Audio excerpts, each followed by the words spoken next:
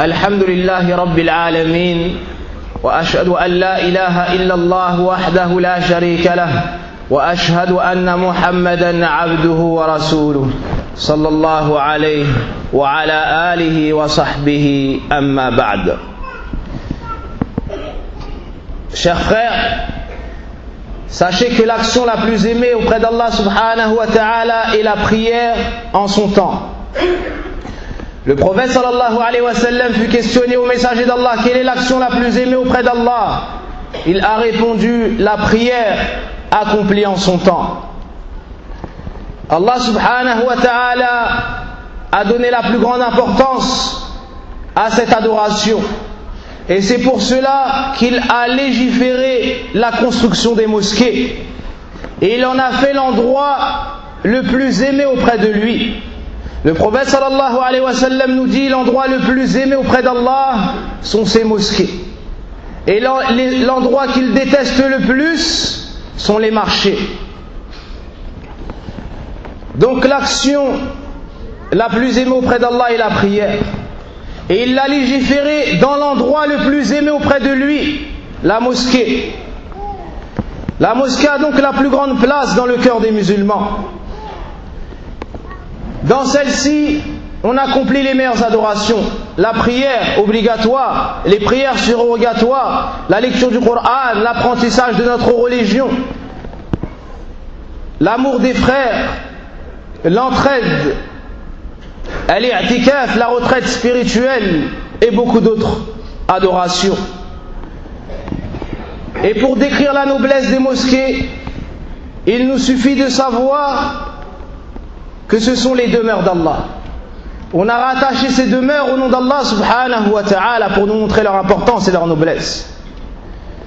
Et les mosquées appartiennent à Allah, comme il nous le dit dans son livre.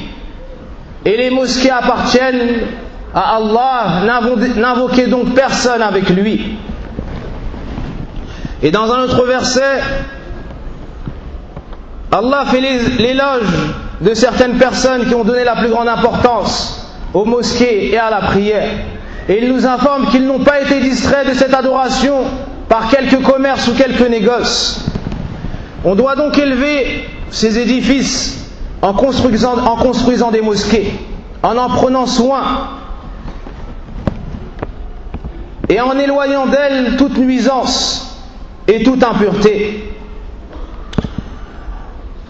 La prière à la mosquée est une des actions les plus aimées du musulman, ce par quoi il s'éloigne de ce bas monde et de ses soucis. Et combien parmi les musulmans qui croulent sous les soucis et les dettes lorsqu'ils mettent leurs pieds à l'intérieur de la mosquée et prient 2 unités de prière, tout cela se dissipe et s'estompe. Et l'ensemble des soucis qu'ils avaient sur leur dos s'enlève. À partir de là, on se rappelle le comportement qu'il convient d'avoir dans ces demeures. Le comportement que nous devons avoir lorsqu'on se dirige à la mosquée. Et sachez que ces comportements se divisent en 3. Le comportement à avoir avant de sortir de chez soi, le comportement à avoir durant le chemin pour se rendre à la qui nous amène à la mosquée, et le comportement à avoir à l'intérieur de la mosquée. Premièrement, la sincérité. Pourquoi est-ce que tu vas à la mosquée? Afin de rechercher l'agrément d'Allah subhanahu wa ta'ala, afin de répondre à son appel, afin de te soumettre à ses ordres. Le deuxième comportement consiste ici le fait de se préparer avant de sortir, en enlevant toute impureté, en faisant une toilette si cela est nécessaire, afin d'enlever toute mauvaise odeur et toute saleté, en mettant de beaux vêtements, car tu te rends dans le meilleur endroit pour adorer le Seigneur des mondes subhanahu wa ta'ala. Et le prophète sallallahu alayhi wa sallam nous dit: celui qui a mangé de l'oignon ou bien de l'ail, qu'il ne s'approche pas de nos mosquées, car ces aliments-là laissent une odeur. Donc tu n'as pas le droit de nuire à tes frères à la mosquée. Tu n'as pas le droit de nuire à tes frères à la mosquée. Même les anges reçoivent des nuisances par les mauvaises odeurs, comme a dit le prophète sallallahu alayhi wa sallam. Et de ce texte, on comprend qu'on n'a pas le droit de nuire aux musulmans par une odeur ou autre chose. Que dire alors de celui qui nuit aux musulmans à l'intérieur de la mosquée par une parole ou par des actions? Wallahu musta'an. Et ici, on va citer un point qui est très important. Une chose par laquelle a été éprouvé certains musulmans, c'est le fait de fumer la cigarette, ou pire encore. Sans aucun doute, cela laisse une odeur nauséabonde. Et lorsque tu as fumé, que tu viens à la mosquée, tu nuis aux musulmans, et tu nuis aux anges, et tu te nuis à toi-même et avant cela à ta famille et à tes enfants. Donc cela, sans aucun doute, est interdit. Sans aucun doute, cela est interdit. Et c'est un suicide à petit feu. C'est un suicide à petit feu. Celui qui meurt d'un cancer causé par cela, cela sera considéré comme un suicide dans l'islam. Et cela est interdit, c'est-à-dire de fumer. Troisièmement, il fait ses ablutions avant de sortir à la mosquée. Celui qui fait ses ablutions avant de sortir afin de se rendre à la mosquée, à chaque fois qu'il fera un pas, Allah l'élèvera d'un degré. Et à chaque fois qu'il fera un second pas, Allah lui enlèvera un péché. Et cela jusqu'à ce qu'il rentre à la mosquée, subhanallah. Quatrièmement, lorsque tu sors de chez toi, sors du pied gauche et invoque Allah subhanahu wa ta'ala par les invocations rapportées du prophète sallallahu alayhi wa sallam. En chemin, marche avec tranquillité et quiétude. Ne ris pas beaucoup et ne discute pas beaucoup avec tes amis. Et même si tu es en retard, tu ne dois pas courir, car le prophète sallallahu alayhi wa sallam a interdit cela. En disant, lorsque il y a l'appel à la prière, venez à la mosquée sans courir. Venez à la mosquée en marchant. Et venez avec sérénité et recueillement. Ce que vous atteignez de la prière, priez-le. Et ce qui vous avez manqué, complétez-le. Cinquièmement, lorsque vous arrivez à la mosquée, rentrez du pied droit et invoquez Allah subhanahu wa ta'ala par les invocations qui ont été rapportées du prophète sallallahu alayhi wa sallam. Et lorsque tu rentres à la mosquée, rappelle-toi que tu rentres dans la demeure d'Allah, dans l'endroit le plus aimé d'Allah subhanahu wa ta'ala. Et je n'ai aucun doute que lorsque tu rentres chez tes amis ou chez les gens qui ont une importance dans ce bas monde, tu adoptes le comportement adéquat et tu te comportes de la meilleure façon. Comment se fait-il que lorsque tu rentres dans la demeure d'Allah, le Seigneur des mondes, celui à qui on doit le plus grand respect, le seul à mériter l'adoration, dans l'endroit le plus aimé d'Allah, tu manques de comportement? Pose-toi cette question. Pose-toi cette question. Comment est-ce que tu peux avoir un bon comportement chez les gens et ne pas avoir un bon comportement chez leur Seigneur Tabaraka wa ta'ala. Celui qui entre à la mosquée doit entrer avec humilité. Dans cet endroit, personne ne doit s'enorgueillir au-dessus d'un autre. Car nous sommes tous des serviteurs d'Allah et nous sommes tous venus pour adorer notre Seigneur subhanahu. Tu ne dois pas élever ta voix à la mosquée ni gêner tes frères. Quand bien même cela sera avec la lecture du Coran. Le prophète sallallahu alayhi wa sallam a interdit d'élever la voix en lisant le Coran, et cela afin de ne pas nuire à ton voisin. Si tu ne peux pas lui nuire avec la lecture du Coran, avec quoi est-ce que tu pourras lui nuire? Sachant que le Coran est la meilleure parole, la parole d'Allah tabaraka wa ta'ala. Ensuite, lorsque tu rentres à la mosquée, sache qu'il est interdit de passer devant ceux qui font la prière. Tu n'as pas le droit de marcher devant une personne qui fait la prière, cela est interdit. Et cela est valable pour les hommes et pour les femmes. Ensuite, tu ne t'assis pas avant d'avoir prié 2 unités de prière. Et tu pries devant une sutra. Tu mets une chose un peu élevée devant toi, afin que les gens ne passent pas devant toi lorsque tu pries. En attendant al-adhan, occupe-toi avec ce qui te sera profitable dans ce bas monde et dans l'au-delà. Et lorsque tu viens à la mosquée, ça n'est pas pour rencontrer tes frères et discuter de ce bas monde, mais occupe ton temps par l'adoration d'Allah subhanahu wa ta'ala. Lors de l'adhan, écoute ce que dit le mu'adhin et répète les paroles.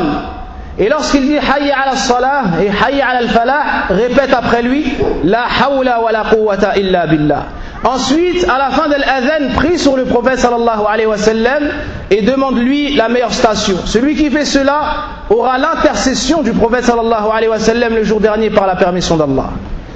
Ensuite, entre l'adhan et l'iqama, sache que c'est un moment où Allah accepte les invocations. Donc essaye de faire beaucoup de dua. Et parmi le comportement de dua, le fait de lever les mains. Et certaines personnes ont dit que j'ai dit que c'était interdit de lever les mains lorsqu'on faisait de dua. Et cela est une mauvaise compréhension de ta part, mon frère. J'ai dit que c'était interdit de lever les mains lorsque le khatib, le vendredi, pendant le discours, faisait de dua. Car le prophète sallallahu alayhi wa sallam n'a pas fait cela ni les compagnons. En dehors de cela, ça fait partie de la sunna de lever les mains. Donc je vous appelle à lever vos mains lorsque vous faites dua en dehors de ces moments-là, en dehors de ce moment-là. Et aussi après les prières obligatoires, les 5 prières obligatoires, le prophète sallallahu alayhi wa sallam ne levait pas les mains. Alors on ne lève pas nos mains pour le suivre. Pour le suivre sallallahu alayhi wa sallam, et c'est le meilleur exemple. Et c'est le meilleur exemple. Celui qui prend ce conseil, alhamdulillah. Et celui qui ne prend pas ce conseil, qu'il ne s'attaque pas à la sunna. Qu'il ne s'attaque pas à la sunna et aux gens de la sunna. Ensuite, tu pries 2 unités de prière et cela est recommandé. Et après l'adhan du dhuhr, tu pries 4 unités de prière, cela est meilleur pour toi. En attendant la prière obligatoire, tu ne dois pas élever ta voix ni nuire à ceux qui sont autour de toi. Tu dois avoir un bon comportement en attendant la prière. Invoque Allah, fais des duas et prie. Ensuite, lorsque nous allons commencer la prière obligatoire, un point très important. Et la plupart des gens dans cette mosquée, wallah hawla wa la quwwata illa billah, n'observent pas ce comportement. On ne doit pas se lever avant l'imam. Par moment, l'imam n'arrive même pas à arriver à sa place. Pourquoi cela? Car tout le monde s'est levé avant lui. Car tout le monde s'est levé avant lui. Par moment, le mu'adhin n'a même pas vu l'imam parce que les gens se sont levés avant lui. Tu dois te lever après avoir vu l'imam s'avancer. Ou bien après avoir entendu qad qamatis salah. Et alhamdulillah, on voit certains frères observer ce comportement et beaucoup d'autres ne l'observent pas. On n'a pas le droit d'appeler à la prière avant que l'imam donne l'ordre. El mu'adhin ne doit pas faire l'iqama avant que l'imam lui dise de faire l'iqama. Donc cela doit être observé.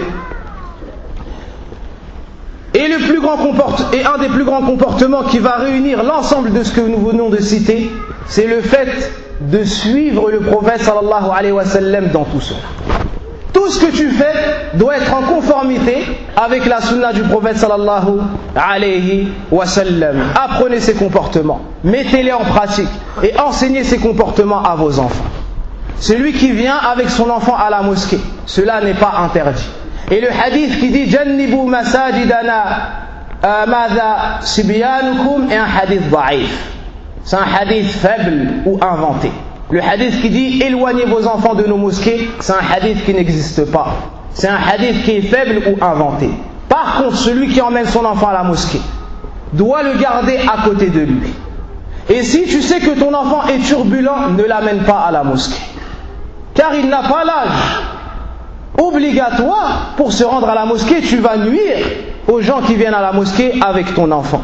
On aime nos enfants et on aime les enfants de nos frères. Mais on aime plus la prière et la tranquillité et la quiétude qui est dans cette prière-là. Alors celui qui ramène son enfant pour causer une nuisance à ses frères, qu'il ne les ramène pas.